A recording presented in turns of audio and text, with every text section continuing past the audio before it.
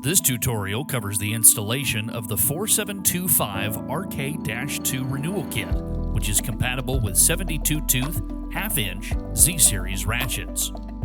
This ratchet uses a 10IP Torx Plus screw, so you can use our 168T-T10H screwdriver for installation.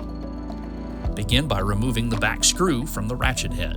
This will release the front accessories, which can be removed and discarded. Before assembly, clean the ratchet housing thoroughly.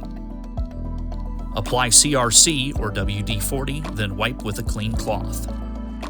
Insert the reversion lever into the lowest hole on the back of the ratchet head. Next, insert the pin and spring into the hole in the side of the reversion lever.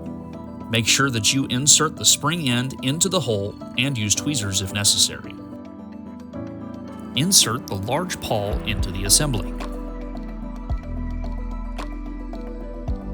The small pawl comes pre-greased, so additional grease is not recommended.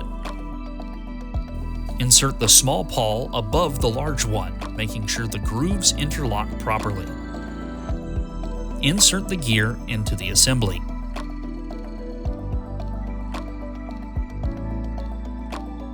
Press the cover plate into the ratchet head, ensuring the circular cavities face downward.